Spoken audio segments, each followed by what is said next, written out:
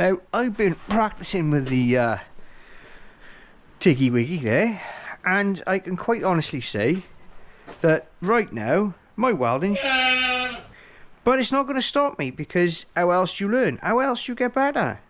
You have to put yourself in the position and just go for it.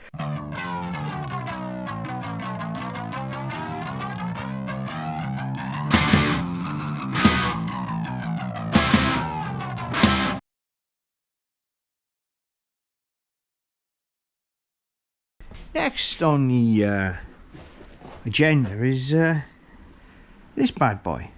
Now, the plan with this, there isn't really one. Well, that's a lie. There's stuff I want to do.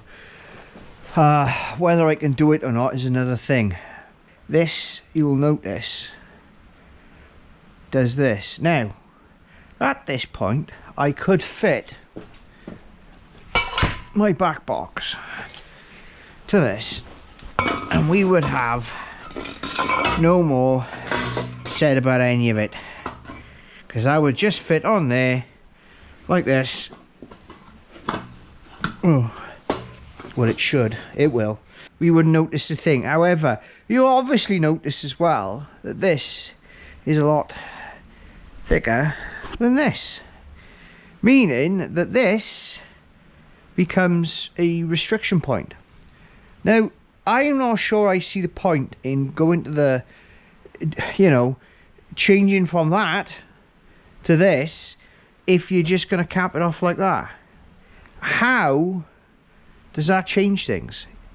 Unless this becomes this. Now, that's all very well and good to say. However, the problem we got is they do not make, or I can't find one, a back box that fits this car. There might be a few Abarth boxes, double exit boxes, but they're not, you know, they're not about a lot either, because those things have got, and that's what, because this pipe is meant for the Abarth. Well, yeah. So it seems a little bit, I don't know, it's just an odd situation to be in the sense that the only options I've got for exhausts are get one of these custom made and go with that. However, the only people you've got who want, they'll want to custom make the whole thing, and then you're looking at £500 to £600 to £700 for the whole thing, and that's not. It's not in scope at the moment. So what I've got planned is we're going to replace this with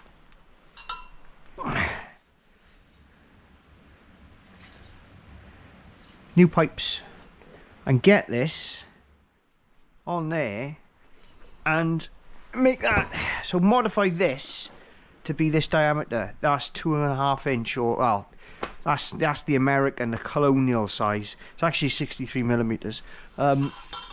Yeah, so we got, that should be a 15, that should be a 15, that is a 60. Now, I even looked into getting that pipe made, and nobody would touch it. They either want to make the whole thing, or, and I can kind of understand that. So I bought these are about £13 each, and what we're going to do is we're going to cut and weld these ourselves. Now, the machine has TIG facility, and I've just tried to get my eye back in because I haven't TIG welded in a little while, and I thought, right, we got a plan here, and as you can see, my TIG welding, well, let's just say my TIG welding skills are embryonic. And I know that these are done by machines. So, you know, this is part of the process here, because to be honest with you, this is, you know, there are other ways of doing this, but I feel that this is the learning process, and this is part of the whole thing, because this car is something that I can honestly say that I built. You know, And building something like this and fabricating something like this is, in my opinion, part of the process. You have to excuse all the mess on the floor. That's I was in the process of cleaning up, and I get sidetracked and then think I've got to do that instead. So what we got, that's one bit, and I'll worry about that again. And there's two things that got to be done on this. That we're cutting off there, and not this piece, this is my practice piece. We're going to make that, because we've got some swaged ends over there that are going on there, so we can slide that down over there to make this, yeah? So that's going to keep the diameter. We've also got this to change. This is in the wrong place. This needs to come about 8 to 10 mil this way. Don't ask me why, it just doesn't fit. So the first order of business is to get this moved. The second order of business is to weld a new piece of pipe on there. And that's what we're going to do. Now, I've been practicing with the Tiggy Wiggy there, and I can quite honestly say that right now my welding's shit. But it's not going to stop me, because how else do you learn? How else do you get better? You have to put yourself in the position and just go for it. I did a TIG course 7 months ago, and all the welding on that was done on the bench, you know. None of it's done. I definitely didn't do tube. None of it's done, you know. And I think it's important that I keep and I actually use these skills. So this is one of the reasons I'm doing it. And it's interesting because the other thing is that I want to make sure that we're welding with these are stainless. This is all stainless steel. So I want to make sure that we're welding with stainless steel. I can get stainless steel MIG wire, but I thought we've got a TIG welder.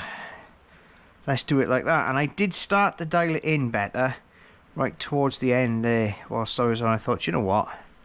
I think we should just send it. So we're going to cut this off and we're going to weld it. We're also going to do this bit first just to see how this stuff feels. Right, let's have a crack. Cut that off, etc, etc, and move the whole thing. Nah, we're just going to snip this off here and move it down, tack it, and then we're going to get some TIG in there and see how it looks. There's not really a lot else we can do with this. I could weld a plate that'll then I've got to drill another hole, and it would look better, wouldn't it? Oh, let's see how it does. I'll see how it works out now. Let's move that back. Oh, 7 or 8 mil. So it's gone back that way. That should sort that little problem out. So now we've got to sort that end out.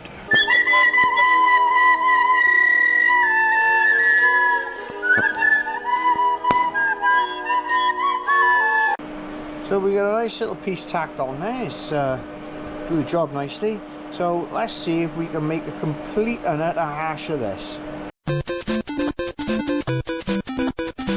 It's not the greatest, but still, that's the first time I've used it in anger. And obviously, compared to this old machine weld, or yeah, obviously that's better. But yeah, I'm not displeased with it, and it's definitely a sound weld. It'll get better. It'll all get better as I do more. Don't get me wrong, it's not going to look like, you know, it's like, I'm not a professional in any way, shape or form. But I can't blame the kit. You know, that's you know, but I'm more than happy with that. That's done me, you know. Like I said, the more I do it, the better I'll get at it, and that's where we are with that. You build it, it's yours, you know. Yeah. Right. I think it's time for a cold snack.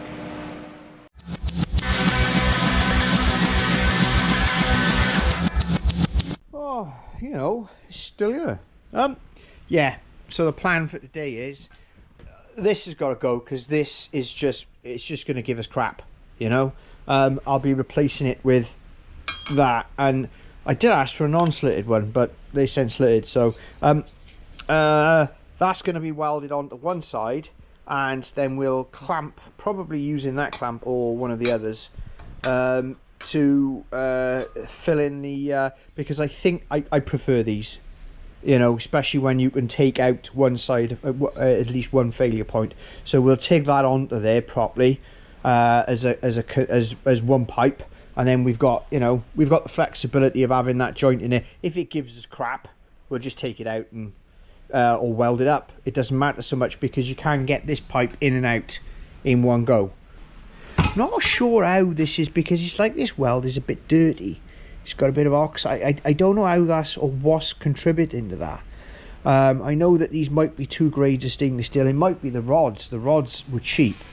They're not a lot of good. I know there's enough gas going in there. Any ideas, like, you know, chuck them down in the old comments, because like I said, I'm new to this. This whole thing here is, you know, it's new. It's new. Anyway, it's okay.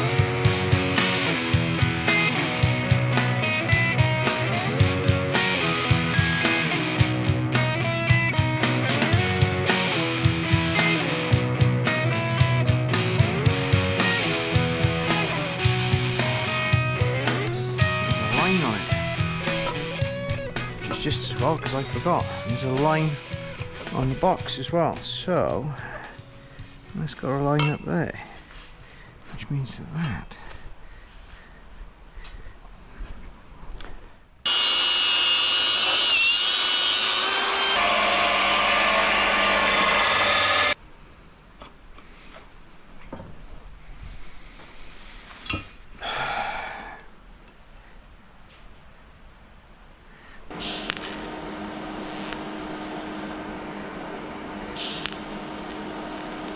that's where that needs to be. Have I got that? Yeah, that's where that needs to be, which is great, because now we've got something to work with. We've welded in the one bit, and we've also kept the flexibility in there. That's right. That's a slip joint there now, which is pretty much in the right place, or it should be in the right place anyway. So I've expertly measured this with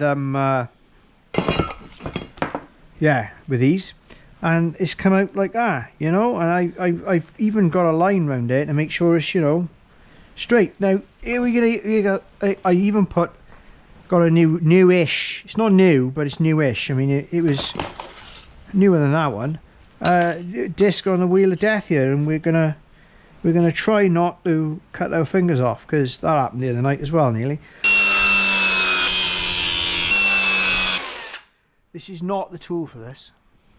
It's not? Nope. This is not the tool for this. I've actually got a one of those big hacksaw things with a bandsaw, a metal bandsaw that cuts, that's meant for it, and it's obviously not here. But there you go. You've not got it in your van? No, it's in the it's out Steve's actually. I am a bit concerned now, because I don't think that is enough on there. What, to go over the yeah. Can you not put a hanger up there? No. No. Oh, no. It's going to bang, you think? It should fit. It should fit correctly.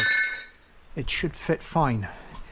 And the thing is with it is, that's not, because I'm looking at, you got to look at everything else in relation to it. Yeah. That there is about right. That there's about, so that's the height. Now, hopefully, is the only other thing I can do, Because there's, oh, I tell you where I can get some more height out of that, is to turn it that way. Which I've got to do now. You've got to turn it that way. Yeah, so you see that bracket? Yeah. That's why I've left the bracket in the middle. What's different about the axle at the moment? Oh, it's not under load, is it? Yeah, so you're going to lose half of that at least, just by putting it under load. Yeah, I suppose you're probably right. There's quite a bit of fucking room in mine. Well, hopefully it's enough. But it's not like going to be 3 inches of fucking travel on that. Well, no, but here's what's got to happen, right? Is that this has got to be in roughly the right place, because you'll notice on the arms of this, right, there's adjustability. I made that because I couldn't get it right. I couldn't fit it right. It would not fit. That, yeah. So I did that because I couldn't be asked welding it. I put the, but they were the right, you know. But at the moment, because I've had to put that, because that, as you can see, there's a compound angle on that. It goes that way and it goes that way. Was it? If you stand back and look at it, tell me what it looks like. It's like an exhaust. But is it straight? When you see straight, when you see low, is it do it? Because to me, that's it's that there. Oh, it's not magnetic. I suppose it wouldn't be because of the angle is disproportionate, and it hasn't got to be perfect. It's got to be. I don't think it's going to get any better than that. It's pretty much zero. Yeah. So, we don't touch that now. Oh no, I see what you mean. I can see the shape of that. It goes up and over, doesn't it? Which it doesn't. Yeah. So you need a piece that goes over. Because the only other way. I see what you mean. Yeah. And the only way you can do that is to cut it off. Yeah. Yeah, we'll cut that off there, and then we'll see what it comes.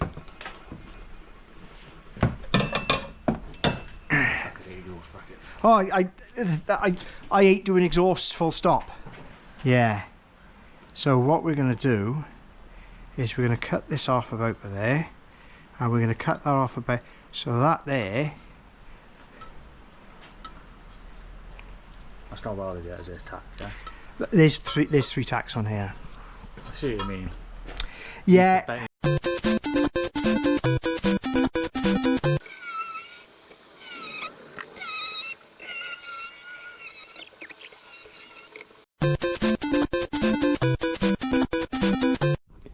This is turning out to be quite difficult. Now, one of the things that I've noticed with this is now we've cut this off here, I know exactly what will happen here.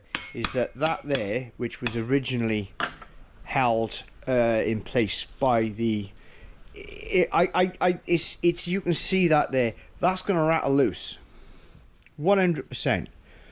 So I'm going to weld around here. I'm going to put a bead around there, and we're going to work with that and weld back on. So we won't weld inside. We're going to weld on the top of that, just to make sure that ain't going nowhere.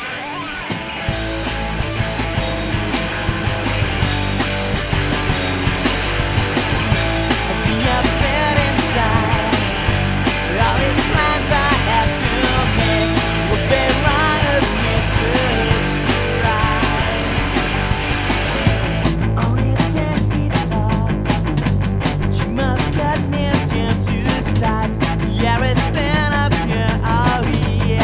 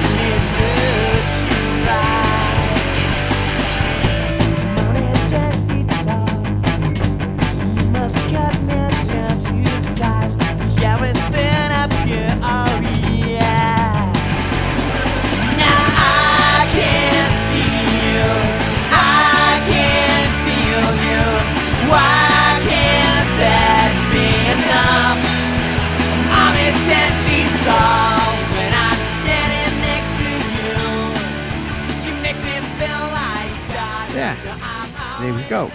We're in the ballpark. Now, what we got here is pretty damn bloody good. However, you'll notice that we're slightly short on that piece there. So, what I'm going to do is, instead of, you know, I'm going to cheat. And what we're going to do is we're going to put a cap on there so this can slide into there slightly. I've got a little bit of fettling to do with that. I'm going to make that slightly longer, this is, and slightly wide, so this is going to fit in side there, and then I'll come up to there, it'll extend it, and what will happen is we can move this about a bit on the car. When we get it in the right place and it's all sorted and everything's lined up, we'll tack it. Then we'll weld everything. Can't remember which bit this is. Oh, this bit is this bit for you, because this bit was just the test piece. So we're gonna have a crack. Yeah, okay.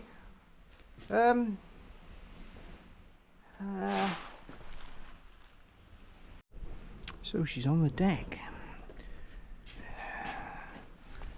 Let's see how clever we've been.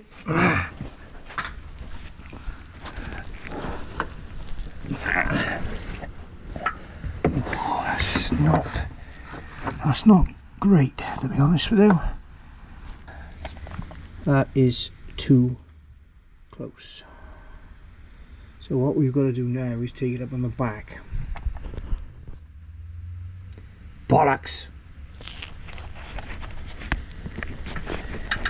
So because I didn't press record on all of that, I've got to sort of say all this again, because I've already put this in there now, which was, you know, half the thing. I'm all for, you know, some sort of advantage when it comes to, you know, and even if it comes in the promise of snake oil, because let's face it, this is red line water wetter. Now, how you make water wetter than it already is, I do not know. I mean, water is pretty wet. In fact, I don't know anything that's wetter than water. Right? If I wanted to get something wet, I'd throw water on it, you know? That's what I do. But apparently, this stuff makes water even wetter than what it is at that moment, you know, at room temperature, at standard, who knows? But I've chucked the whole thing in there because it said you measure out, you know, ounces, quarts, and everything. So I put the whole thing in because, you know, why not? And it says it'll reduce the temperatures by up to 20 Fs. Now I've got to know what that, you know, I thought F was farads, but I'm not sure it's got anything to do with capacitance. Although saying that, I mean, it's all about, you know, capacity and energy, isn't it? And it's the capacity of the water system to hold that heat or transfer that heat from one part of the engine into another part of the engine and into the environment. That's how that works. It's all about energy transfer, isn't it? And the system can only physically transfer so much energy over a certain period of time. So if this changes that or enables that to be a little bit more effective or efficient, or, you know, then I'm all for it. I mean, what's the worst that can happen? I mean, it was the same colour as the coolant that was in there, so it can't be bad, can it? As you can also see, I've relocated the biposto valve, and this is now, I've got to clip some of these in to keep them out of the way. So we've got this intake, has got several paths through. In other words, this is a lot clearer down here, right? We should be getting a bit more air up there, and when I finish these, there'll be a duct that goes up, you know, and you can see the difference that's made up there, because I can get my hand up the back of there now, right, whereas before I couldn't.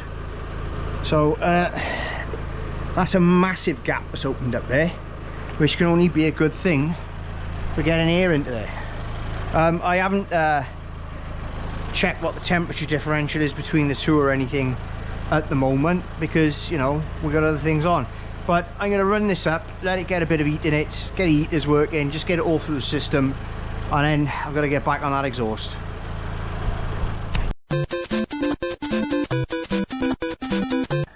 Doesn't look much better. I'm not going to drop the car back down just now, but I can guarantee you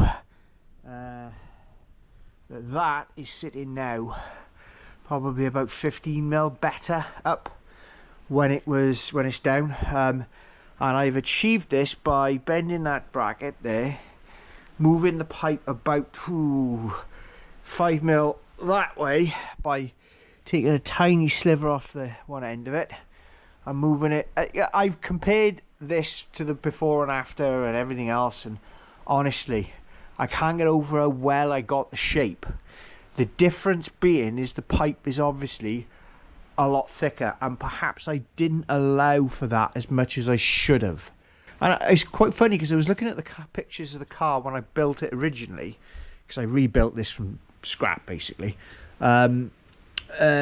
which was 3 and a bit years ago now, and it's probably done 7,000 or 8,000 miles since then, and the difference is unbelievable because I cleaned everything, and all of this was a nice black and grey, and everything was, and now look at it, it's what 8,000 miles does to a car.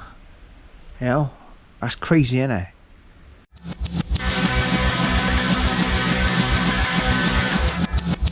One of the things that this has been moaning about, and it's odd because it seems to happen,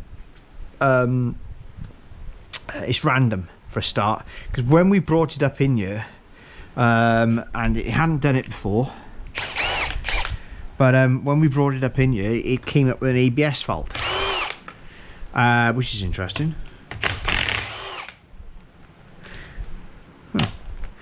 So I had a good look at it. By good look at it, I mean I plugged it in, and it's this ABS sensor here. Now, when you get an ABS sensor fault, or it says that there's a fault on a particular wheel, and you have to have the what do we call it, the software and everything, proper software to tell you that it's which wheel it is, other than it just being an ABS fault. So I've got, yeah, obviously we've got that, and this pointed towards this. Now it's interesting because it occurred a few times whilst it was in here and what have you, and it was moving. Now that's interesting because you worry sometimes that it could be the sensor, it could also be the ring around there. Now if I recall correctly, did we change these wheel bearings? I can't remember if we did or not. We're going to try by swapping this out first. I don't think that this is actually the proper sensor for this setup. I happen to have a spare. So what we're going to do, because everything's in a position to do that, is we're just going to fit it. See, they haven't been in there that long.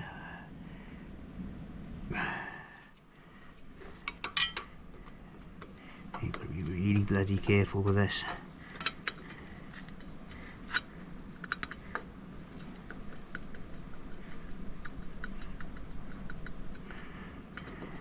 Bit by bit.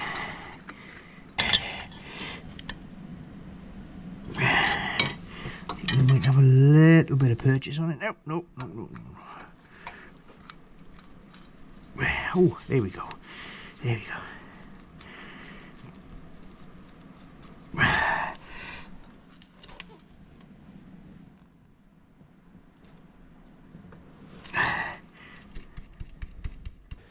Perhaps we had better give it a shot of the juice.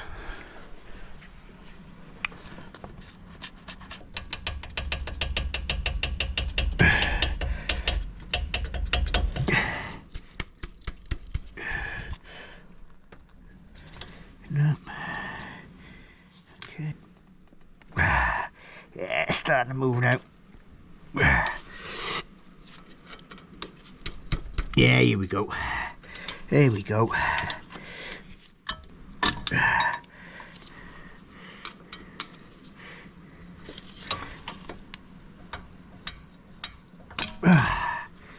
Okay.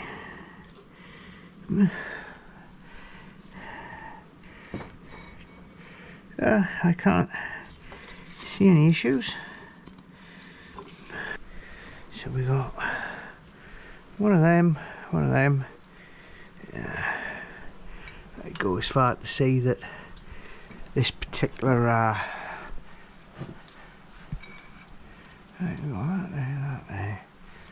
there. Okay. So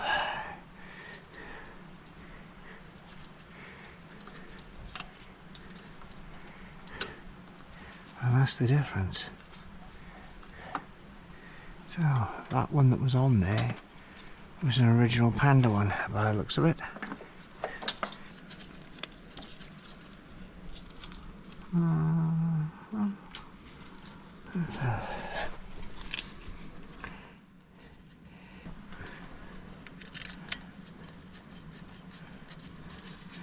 Yeah, I don't like the look of that.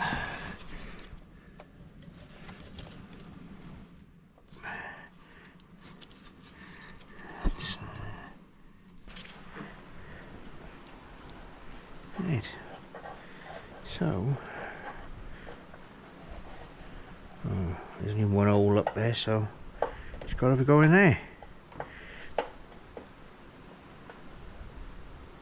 Yeah. Yes. Do we want to make that shorter?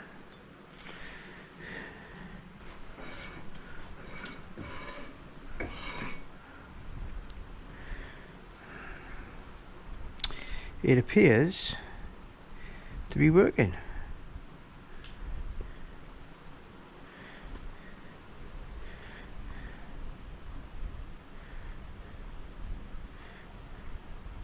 That's mad. The car's been started, or the ignition's been turned on nearly 28,000 times. Oh, right, okay. Right. So, new ABS sensor. I think we can put the wheel arches back in it, but yeah, that's kind of where we are with it. The wheel arches, but before I think I do that, I think we'll do these. I think that's a job for another night, because everything now is buttoned up. But it does need a shakedown. Yes. It's alright, that.